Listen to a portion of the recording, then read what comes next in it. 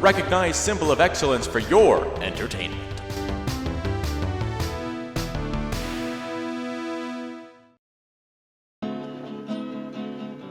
Here comes the sun!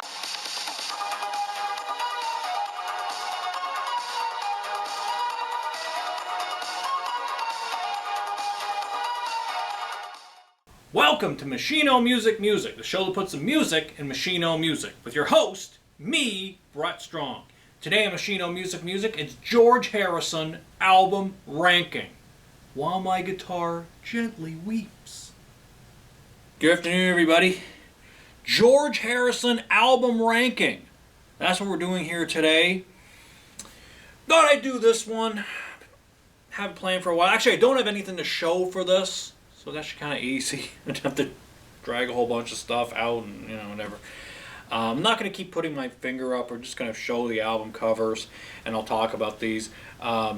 George Harrison albums are very difficult to find. But I've heard all these albums. He's probably my favorite Beatle. And I just thought I'd do this show because, last week we did Christina Aguilera album ranking. Now it's more for the pop fans, the gays. So we're going to do... For the classic rock fans, doing George Harrison. That was a good one to do for that. Yeah, like I said, probably my favorite Beatle. Got his picture right here. Big mustache. He looked the best with a mustache. Gotta say that. But yeah, love his songwriting.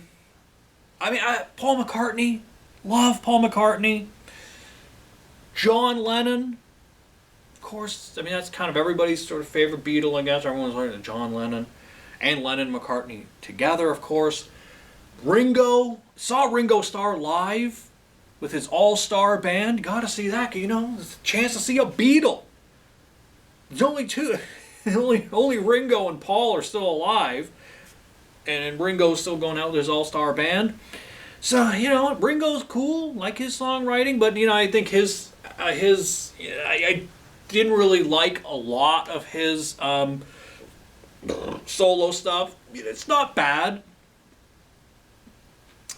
But I think, I love Paul McCartney and Wings. And love George Harrison. Love his solo albums.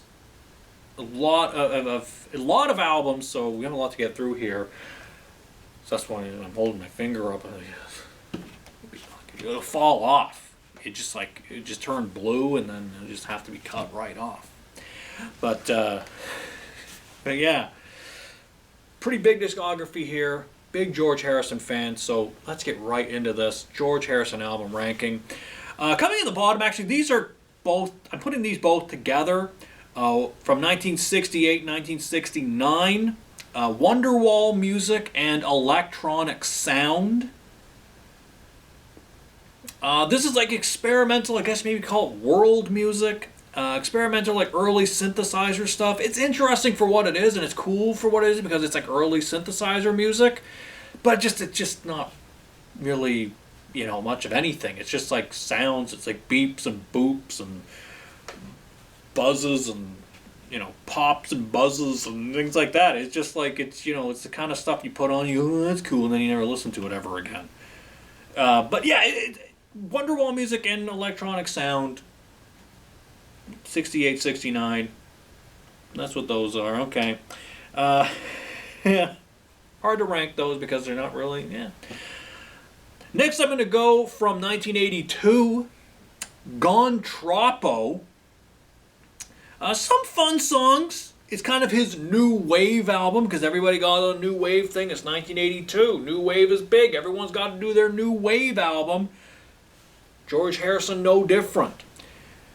It reminds me a bit of a Beach Boys album. Actually, especially the Beach Boys album Love You, which was sort of their new wave album. Even though it was like 1977. It was like pre-new wave. It was still punk was starting. They did it right in the middle of punk. It's just Brian Wilson's oddness.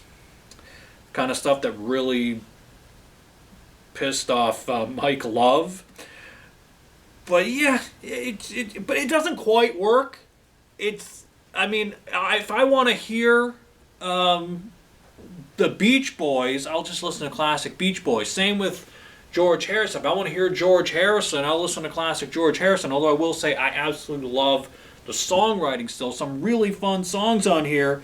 But, you know, I just don't think it works as a whole album because, you know, like yeah, it's just his new wave record, 82. Kind of in the middle of the stuff. So there you go. That's where that one ranks for me. Next, I'm going from 1975. Extra Texture, Read All About It. The thing with a lot of these sort of post All Things Must Pass albums is you get the feeling that George threw a lot of those great songs on that album, and it kind of took him a while sort of after that one to find the right groove. You know, sort of that mid-70s period. Because, yeah, this is not a bad album. Again, they're really, none of these are like awful albums. Because it's just the songwriting and the guitar playing and just the whole thing. Just, dude knows how to write a song. That's what I love about George Harrison. But yeah, just sort of like the mid period kind of took a while for him, I think, to kind of find that groove, and it was kind of hit or miss with like as far as like the overall album, how great it is, because like All Things Must Pass, which we'll get to, people. Just hold on, okay? But yeah, you get to like you get to a lot of those albums, it's like, yeah, it's kind of, you know, got a little scattered, but some great tunes on here. Not bad, but, you know. Extra Texture, Read All About. That's where it ranks for me. Actually, same with this album from 1974, Dark Horse. I really do love the song Ding Dong, Ding Dong. I mean, that song puts that up for, it's just a weird song. It's so fun, great, well written. Has that music video, which is like an early promotional video, that music videos were. I couldn't appear on your show here, so I'm just gonna here's my video performance. I make a video, but yeah, there's a video. He left in the outtake where he trips over something. He's walking around in a fur coat. Yeah, dig it. Love the sense of humor on a lot of George Harrison's. Really a lot of fun. So yeah, not bad. Has a song or two, you know, like Ding Dong, Ding Dong. I really dig. So, yeah, Dark Horse. That's where that one ranks for me. Next, from 1973, I'm going Living in the Material World. Some truly beautiful songwriting on here. Some of Harrison's best writing on this record, and a reminder of what made him great. But again, still suffers from that All Things Must Pass, you know, kind of mid-period of like, you know, hitting the right groove. But there's some beautiful songs, some beautiful, beautiful songwriting on here. Just a great record. But again, you got to rank them somehow. So that's where that one ranks for me. Next up from 1987. This was his last record for a while. Cloud 9. I always kind of like that album cover. It's like it looks like one of those ones like those they give away in like a guitar magazine. He looks cool on it though. I just, again, the sense of humor I really dig. But big hits on this one. His cover of Got My Mind Set on You, that was a huge MTV hit. But it's gonna take money.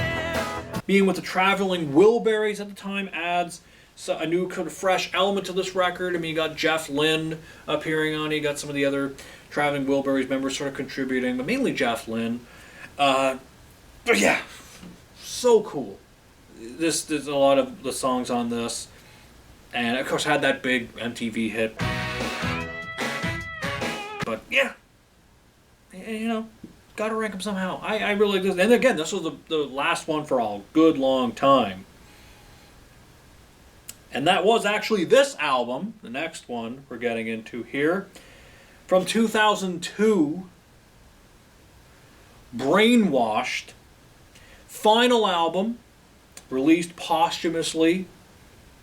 Gotta say, like, one of the very best final albums ever. And this one was tough to rank because you can almost put this at #1. I mean, just how great it is. I mean, just, again, one of the greatest, like, final albums. And it was released posthumously. It's the last thing we got from him. Sounds a little like, it sounds like classic George Harrison. Like, just what you want to hear, the songwriting. Any Road is an absolutely fantastic song. Whoa. I mean, just listen to that song, and it'll get you into the rest of the album. And this is like how you put on, and you're just like, wow, like it's just masterful. That's a final record. Yeah, Brainwashed from 2002, the final album, final posthumous album. That's where I'm ranking that one. All right, next I'm going from 1981, Somewhere in England. Yeah.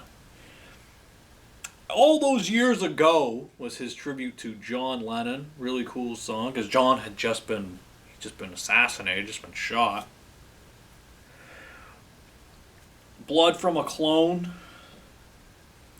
Writings on the Wall. Really good songs. Yeah, really good song. This is a really good album. Somewhere in England. Again, this is he had to do a song, but just lost one of his bandmates. And it was really, I thought, watching that documentary, I thought really interesting the Let It Be document, the one that Peter Jackson did, like really showing like the story of like the Beatles breakup. I really think that George Harrison would have been the first one to go. People say that John Lennon broke up the Beatles, and he really did. He was the one who decided, yeah, I'm going, but really, I think George would have been the first to go eventually, because he was getting frustrated. Yeah, I was frustrated sometimes, I wrote this little skiffle song, once called Me and My Squid. It went, squiddy, squiddy, squiddy, love my little squiddy, squiddy, squiddy, squiddy, rock and roll. And I took it to John and Paul, and they said the Beatles don't do songs about mollusks. And then 6 months later, Paul comes back with Octopus's Garden. I mean, there was a lot of crap like that. Not having his songs being used. Even though he had some of the great songs, great Beatles songs. I mean, While My Guitar Gently Weeps. Here Comes the Sun, one of my all-time favorite Beatles songs. Something. I mean, George, that was a huge song. People say that's like one of the greatest song ever. Frank Sinatra covered Something. So many people have covered Something because it's just one of those. It's just a fantastic song. But I think it was sort of the thing with George Harrison. It was kind of the frustration. So I think he would have left the Beatles. He would have been the first to go, even if it wasn't John Lennon, and it was the whole thing of the conflict between the band and whatever. But yeah, Somewhere in England, it's cool that he did that tribute to John. This whole album's kind of his tribute to those years. Yeah, pretty good album.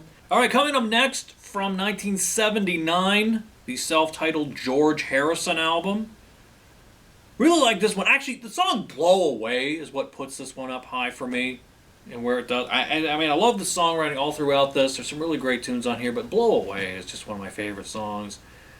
Just puts you in a good mood. All I got to be happy. And it's got that really fun video where he's like, I guess a very early green screen from all the things like the pink, the duck, and then there's and he's like superimposed in like a little duck thing, like a cup shaped like a duck. It's really fun. It's a really fun video. It's like early green screen or chroma key, back projection. That's what it's yeah. Just love the song Blow Away, and I think that's what puts it up. But there's so many great songs on here. This is such a great album. George Harrison, self-titled, 1979. All right, we're in the top two, everybody. I screwed this up. I'm going to say this right now. There's a big cut here. I screwed this right up because it's like, look at my notes. It's like really squished in. It's in red pen, so I should be able to see it. But I screwed it up. And I almost made a big mistake. So, a big blunder. But yeah, I'm back on track now. And this might be controversial. But from 1970, All Things Must Pass. This was the album. This was the album, like, these were the songs that he was sitting on all those years of the Beatles, the ones that didn't quite make it through. Some of the best songs that you're ever going to hear on this album. I mean, it's like impossible to single out just individual songs because they're just so many are just fantastic. It's like a double album. It's like just this big, huge thing with all these different songs. It's a big spit I just did right there. It's just incredible, incredible songwriting. I mean, you know why this is called one of the greatest albums of all time? Because it's just so many songs, and they're all just whoa. I mean, My Sweet Lord. What an amazing song. Of course, there was that whole controversy with the whole thing with that he got sued because it was sounded too much like He's So Fine. But whatever. Yeah, like, I guess it did. I mean, there's so many songs that sound. Now there's that term like interlopation or it's like, who cares? It's just like it's just the ears hear what you want them to hear, and you go to court and it's just like, well, like, yeah, somebody wants money. And yeah, you can be influenced by something and maybe not know. Maybe you're like, and sampling has become a thing. So yeah, I don't know. Like, just sometimes it's kind of ridiculous. But yeah, I love the song My Sweet Lord. A lot of people know that song now because of Guardians of the Galaxy. It was used in that. Perfect song for that movie. But,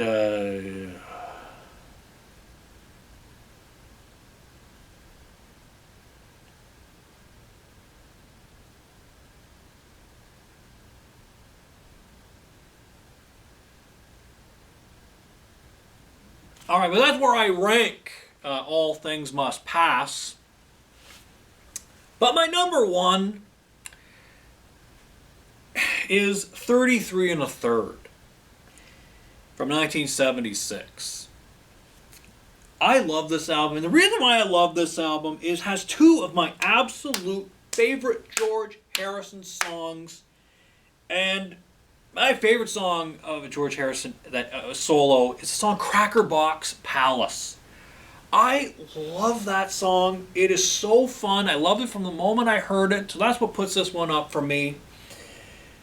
Also, this song I really love. That was the one sort of like talking, like sort of a song about the whole thing with the My Sweet Lord lawsuit. And what I love of this, it was he appeared on Saturday Night Live. It was the Thanksgiving show, 1976. It was in the second season. Paul Simon was the host. There's the one where Paul Simon came up dressed in the big turkey costume and sings "Still Crazy After All These Years." So funny. And the previous season, Lorne Michaels had made the infamous offer to the Beatles to perform, which almost happened. Now here it is, as you can see, verifiably, it is a check made out to you, the Beatles, for $3,000. All there, and it just it didn't happen. Paul McCartney and John Lennon were together, and they said he has to go down to Saturday Night Live. We can do it. I guess didn't happen. Could have happened, but yeah, you made that offer.